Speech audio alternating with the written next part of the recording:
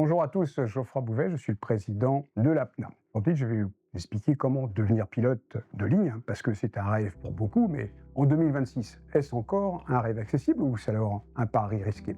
Entre crise, sélection drastique et concurrence mondiale, voici la réalité du métier aujourd'hui.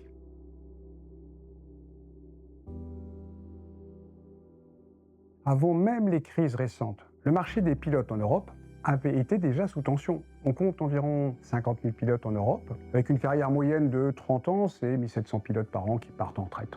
Avec une croissance du trafic qui était estimée à 2,5% par an avant la crise iranienne, le besoin supplémentaire n'était que de 1300 pilotes.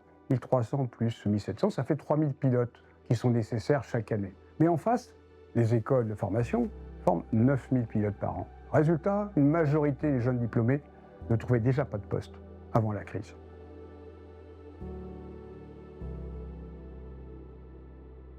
La crise géopolitique liée à l'Iran est venue aggraver la situation. Le prix du kérosène a fortement augmenté jusqu'à doubler. Et cela entraîne une hausse d'environ 20% des coûts des compagnies aériennes. Le problème, c'est qu'une grande partie des billets avaient déjà été vendus avant l'été, avant la hausse des coûts. Les compagnies vont donc se retrouver à subir des pertes importantes, avec comme conséquence moins de recrutement, priorité donnée aux pilotes expérimentés, parce que former un pilote, ça coûte cher, et les compagnies préfèrent recruter quelqu'un qui est déjà opérationnel.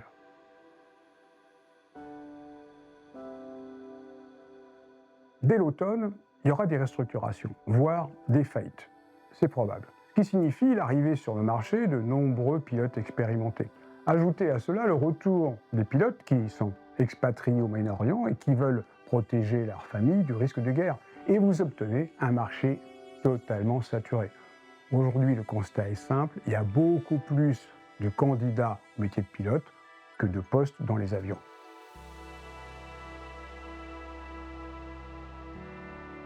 Alors, je donne un exemple concret. Il y a une compagnie européenne qui a lancé un recrutement récemment pour 80 pilotes. Ils ont reçu 8000 candidatures, 2500 dossiers validés. Évidemment, tous n'ont pas été convoqués en sélection. La conclusion, c'est que même avec une licence de pilote, la simple convocation en sélection n'est pas garantie. Il faut ajouter que le taux de réussite des meilleurs profils qui ont eu la chance d'être convoqués en sélection n'a été que de 25%.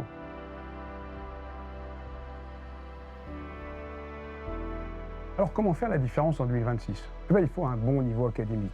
Dans les études scientifiques, qui nous formeront à la gestion des problématiques complexes. Une expérience aéronautique, notamment le planeur, très valorisé pour son travail en équipe, sa finesse de pilotage, son aspect décisionnel. Puis une culture aéronautique solide pour comprendre les enjeux du métier. Car piloter, ce n'est pas juste faire voler un avion, c'est gérer l'imprévisible. Parce que pour le prévisible, les automatismes de l'avion, ils font beaucoup mieux que nous.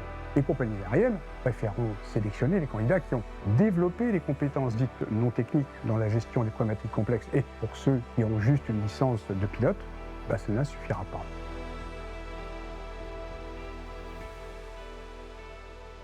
Le piège à éviter, et c'est attention à cette erreur très fréquente, investir 80 à 100 000 euros dans une formation privée sans stratégie d'emploi, c'est un risque majeur. Et ce risque est aggravé par certaines pratiques des écoles. La DGAC refuse ainsi de faire appliquer la loi sur les paiements par phase, qui permettrait d'éviter que les stagiaires qui ont payé d'avance des sommes indues se retrouvent à perdre leur argent en cas de faillite. Parce qu'une fois qu'on a payé 20% des frais d'entrée, et qu'ensuite on paye par 1/18e, lorsqu'on a fini la TPL théorique, on a déjà payé 70% du coût de la formation, alors que la TPL théorique ne représente que 10% des frais de formation. Donc le risque, c'est en cas de faillite de l'école à la fin de la TPL théorique, vous avez perdu 60% de votre investissement.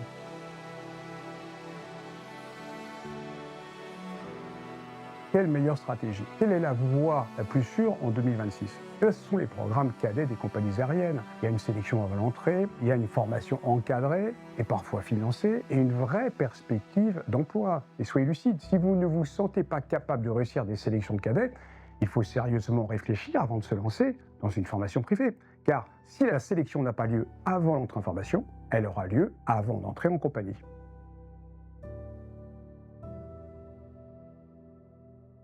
Alors en conclusion, devenir pilote en 2026, ce n'est pas impossible, mais ce n'est plus un simple rêve. C'est un projet exigeant, sélectif et stratégique. Se préparer, se tester, comprendre le marché, c'est indispensable avant de se lancer. Alors, pour aller plus loin, n'hésitez pas à rejoindre les visioconférences de l'APNA, les APNA Coach, du mardi à 18h30, où vous vous inscrivez sur le site de l'APNA.